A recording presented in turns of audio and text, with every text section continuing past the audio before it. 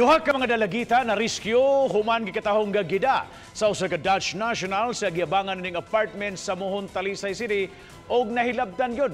Adunay live update si Luan Mirondina kabahin nini. May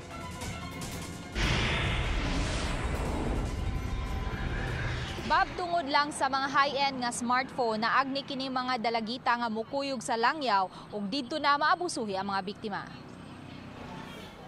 Ana-ana karon sa kustodiya sa DSWD Talisay ang mananghigalang Ana o Cara di tinuod nga mga pangan.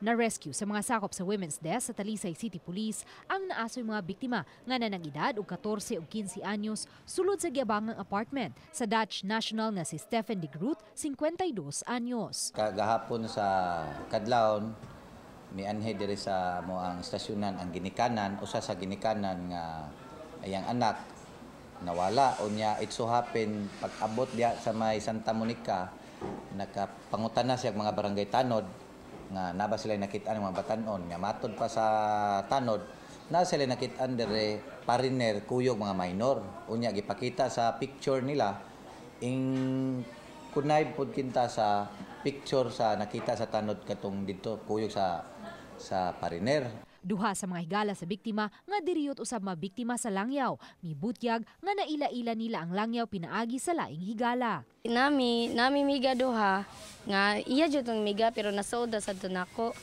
Nya karon kay kanang mugon ni miga nimo. Nya karon kay ni nagpaibaw sila nga naslay adtuon. Nya mo to siya mo kuyog ba mi. Mo to ni kuyog sad mi. No pag kuyog na mo ato nya wala ra may nahitabo mo tong nagbalik-balik sad sila. Mo to sila na sino nga to ko kay bawgawon sana sila. Mo ra man siya come in. Mo man napakanon me. Kaw na kaon na mo. kanang malo siya kung kanang ipasuya niya maayo mga iPhone niya ba. Nya kami mura sa mi madaba. Nya kumana na duwa man jud ka ba wa man jud may magpadakay kabawan mi nga nadyo ikapalit nya amot lato na limpol na naglaway sad gulo sila sa iPhone nagsakuan sila duka gibalik sila sa 12 sa gabi. Ang duha ka mga biktima nagdumili pagluwat og pamahayag kabahin sa hitabo. Apan matod sa Deputy Chief sa Talisay City Police, mi-execute na og affidavit ang mga biktima kung giunsa sila paghilabot sa langyaw. Soft spoken man malambing unya istorya so man picture kauman sa aran niya kay kini mga bata di tagaanig duha ka iPhone tagsa sila iPhone in exchange sa kuan so bisag kinsa mga idara maingganyo gyud nga matagaan kag iPhone nya matod pa sa biktima nga di picturean sila nga naked nya gikuan nilang panlawas.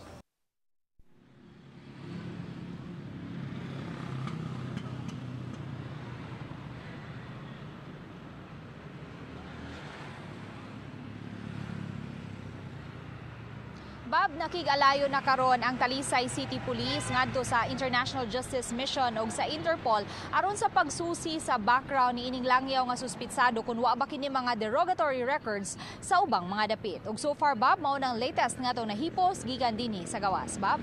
Thank you so much, Mai, sa imong live report.